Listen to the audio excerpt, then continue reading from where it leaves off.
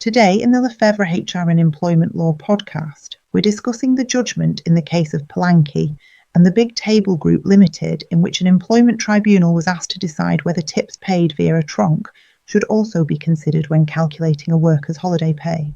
In this case, an employee who worked in a front-of-house role in a restaurant brought a claim for unpaid wages. Under his employment contract, the employee is paid on an hourly basis, and the restaurant operates a 12.5% discretionary service charge on all bills.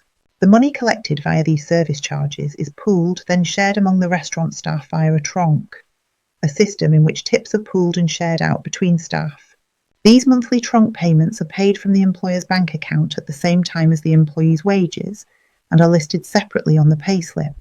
The restaurant's general manager is the tronc master, and therefore responsible for the operation of the tronc and sharing those tips among staff, although the restaurant staff decide the method of tronc allocation from time to time. When the employee took annual leave, his holiday pay was based on his basic pay, and he was ineligible to receive the equivalent tronc payment. In 2022, the employee raised an internal grievance arguing that the calculation of his holiday pay was incorrect because no account had been taken of the tronc payments. After the employer rejected his grievance and confirmed that holiday pay was based on basic pay only, he brought claims challenging this. The employment tribunal upheld the employee's claims for unpaid holiday pay and unlawful deduction from wages.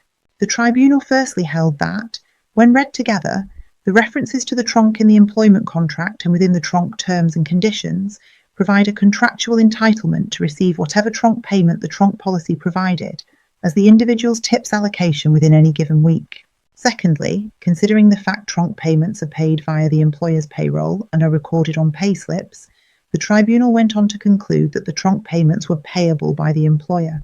Finally, the tribunal held that the tronc payments the employee receives are intrinsically linked to the performance of tasks he is required to carry out under his employment contract, and therefore, in light of earlier case law and following the amendments to the working time regulations which were made last year, so after the dispute in this case arose, they formed part of his normal pay and ought to be included in the calculation of his holiday pay for the first 4 weeks of annual leave each year.